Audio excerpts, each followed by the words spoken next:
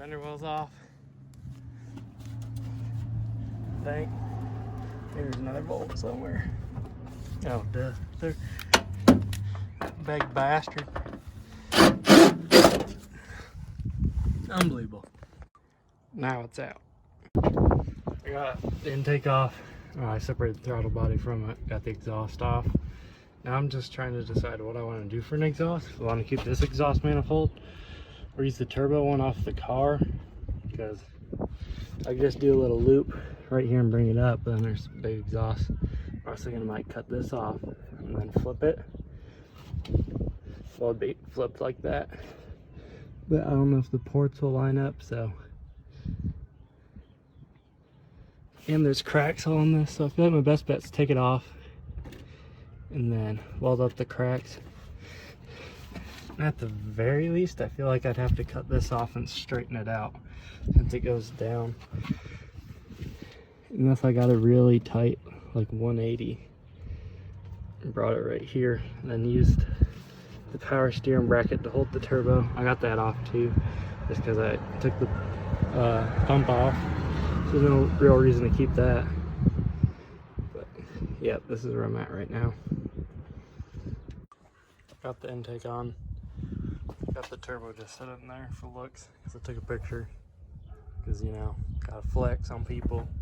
$100 turbo. Not everyone can afford $100 turbo. So fuck you to who can't. Just kidding. But that's the computer out of the shadow.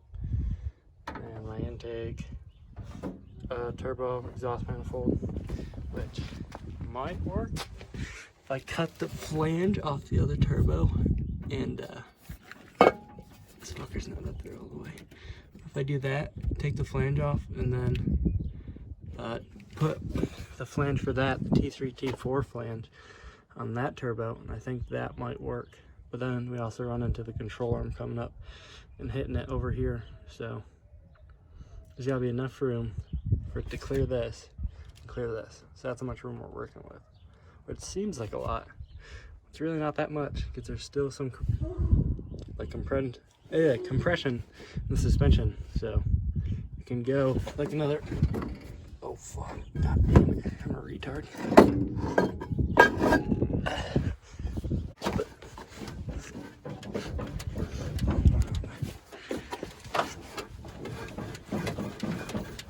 So still quite a bit that can come up, but you can see that flange better now. So I was thinking just cut the flange off the turbo, weld some pipe to that, It'll be ugly, but it'll be hidden by the intake, so then it'll be all right. Instead of if I ran that manifold, I'd have to loop back. That'd be super ugly. Everyone would be able to see it. Kind of like those welds. Ugly. But that makes sense though, because that's a really shitty cast, but I don't know. I just don't like the idea of doing the 180 and running it back up here. But yeah, I don't know. Maybe I'll work on the fucking, what's it called? Mountain intercooler. I think I'm gonna try to bring it in through here. I don't really know. Not really a good spot. And since this is here, I could probably just shift the radiator over. Yeah, shift the radiator over. Ugh, God, I can't talk. And then put it right here. That's definitely wide enough for that. So yeah, I think that's all I'll do. Just shift it over.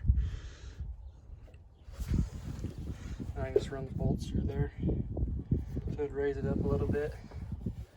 Which is better than going down, so yeah, I think I'll do that. But yep, little update. Got a little update since I've been pretty busy. Got some wheel spacers in. They're 1.25 inch, 5 by 4.5. Have standard studs too. If you get the 5 by 4.5 ones, comes with standard studs. Which sucks about these because they're metric studs. I got another exhaust manifold. I got 2 of these Jeep wheels. I don't know if I showed those. I got 5 of those Mustang wheels, 4 of them have tires. Fuel regulator. This is the other manifold I got, car manifold. Got the computer in for the turbo set up. Got the map for the turbo set up. Intake's on. Got this little gauge pod cluster. That's a little tack. I got a wideband for it. Handbrake, but the fucking holes are stripped out for the fittings. I'm trying to get them to send me another one, but they won't. Cheap Fox. I'm pretty sure I showed those before. I got it's an innovative wideband. I got some, I think I showed that in another video. Other rear ends, but throttle body for that. I got an eBay fuel filter. I got the tank out of it right now. Here's a sending unit, so I gotta put that into this if I can. It's just dumping fuel all over. It's good. Oh wow. You gotta make sure this is clocked right. That's why my fuel sending unit wasn't working when I got the truck, because that wasn't clocked right. So that should be forward. And that goes to the tank, you know, that this forward. But, yep, I'm gonna take this apart, see what we can do. As you can see, it's kind of like pinned in, and I don't think I could like pry those back because it's like molded for it. So I think I might be stuck with this. I'm not sure though. Rather not. I want to keep the sending unit and stuff, so might just go to an external tank, and then you got to do like another tank that this feeds into, and that one draws out of. So it looks like that's what we're gonna have to do. That kind of sucks. So here's the sending unit I made. It sucks because these are like 150 bucks. I didn't buy it, but I saw the receipt in the truck, and yeah, they're 150 bucks for these. So hopefully this works. I had to cut the bottom out because there's a big filter. I think it might have threw it away. But yeah, there's a big filter. Well, there's a filter on the bottom like this screen one. And then there's another filter on the inside. And that's why that cavity is so big. And then the filter is like that.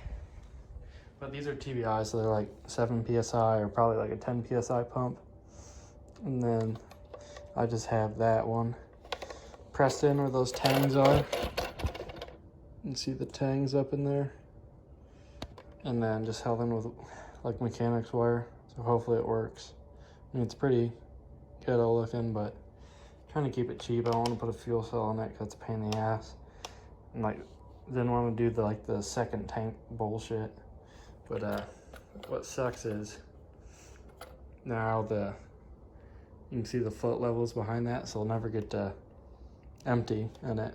But I took the fuel line that came with a fuel regulator and I put it in there.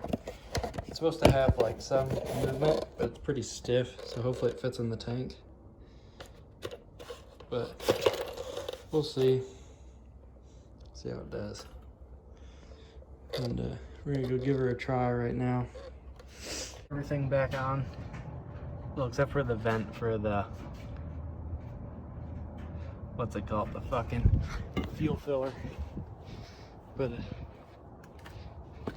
plugged in the computer and turned the key on, cranked it over, got fuel out, so that's good. And now I'm just gonna go read up on some of the electronic stuff to see what I can delete from this harness, what I need to put from the other harness. But, yeah. Oh, and these wheels will fit without like a spacer on the front, because the center bore is big enough to go on the stock 5-volt hubs. Got this old girl inside. Got the fucking ped in the back, dude. Hell yeah. The fucking pad, dude, that's badass. Drill the hole in the hood right there. Right here, you know. A little light mount. That hole, she's a little too thick. Got these two little baby heaters going. It's still cold as fuck. But we're gonna try to get this tackled if I don't get too drunk today. That's the goal. I don't know if you saw this. So I cut the whole harness off the computer, the Dakota computer. Go on, get. Oh, fuck. God damn it. GD.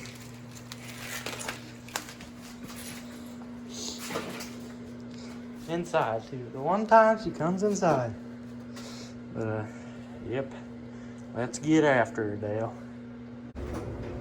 Got everything hooked up. Some of the stuff's just twist tied. Not twist tied, like twisted together with wires. So that one right there, the yellow, and well, it goes to the gray on the coil, negative. The blue should be the power. So all that. That's a ground up there. And see if we can get her to go. Got the battery charger on it. This should be main power. I don't hear that. Check for start.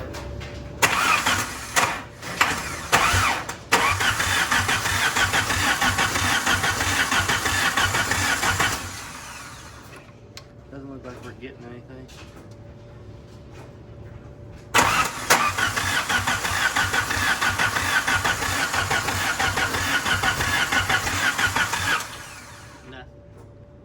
What in the fuck? Alright, everything's plugged in. I mean, it could be the Hall effect sensor because it was in the junkyard, so it probably wasn't running for some reason. That should be like the only thing that'd make it not run, because I know that coil's good, because that's what I was running. And then, unless my wiring's fucked up, because all the other sensors just make it run shitty, but if you unplug that, it'd still run. The map, the borrow sensor, everything, if you unplugged it, it'd run, just run shitty. So, hopefully, well, I guess not hopefully. I wish it wasn't that. I don't know if I put the NA one in, if it would work to fire it, because the second coil, or the second plug on the Hall effect sensors, can tell when the injectors are fired. So if you use that as like the crank cam sensor on the second one, then it should be able to fire just, like should be able to just run fire, hopefully. At least that's my thought process. So I got it plugged back in. I unplugged my coil. It has power going to the coil. So my guess is that the Hall effect sensor ain't telling it when to fire. Or the computer's not telling it when to fire. But I mean, it could be a coil wire. Grab my other coil wire to see. But I'm gonna turn it over again and see if it just sparks the coil itself.